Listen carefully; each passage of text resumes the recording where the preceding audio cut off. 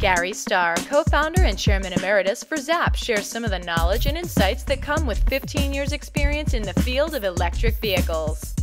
ZAP started in 1994. So even though we're a small company, we actually have one of the most experience in electric vehicles. And we've been shipping vehicles actually all over the world. We've shipped vehicles as far as South America, as far as Japan, as far as even into China. So a lot of people are saying, okay, all the vehicles have to come here. Well, we've actually been shipping vehicles internationally.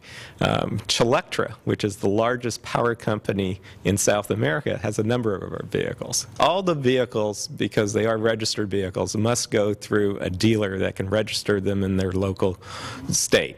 So we have a network of about 65 dealers now that are trained on service, and so those are the ones that actually do all the service. In some cases, and it's only been a few cases, the fleet operator has come to our class in which has been educated and trained on how to service an electric vehicle.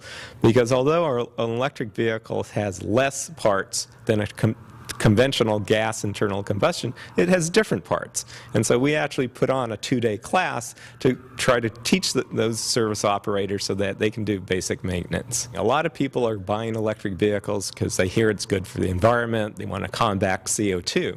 But our fleet operators actually tell us they can actually save money. UPS, that has perhaps some of the best numbers, told us that when they were operating their gas vehicles at the peak season, November and December, when they had the most package, it was costing them about 22 cents a mile to operate those gas vehicles.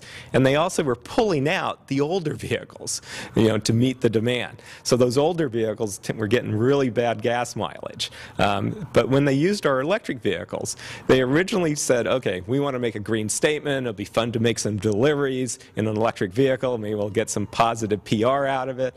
Well, what they were surprised is their operating costs were less than the gas vehicle. They found their operating cost was about 3 cents a mile compared to that 22 cents.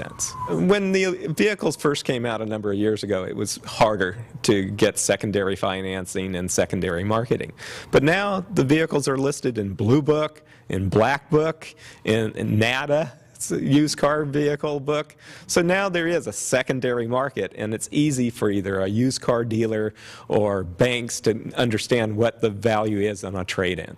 So, a few years ago that would have been more difficult, but now there's a few years with these vehicles on the road so that the banks understand the value and they're in all the conventional used car valuation books.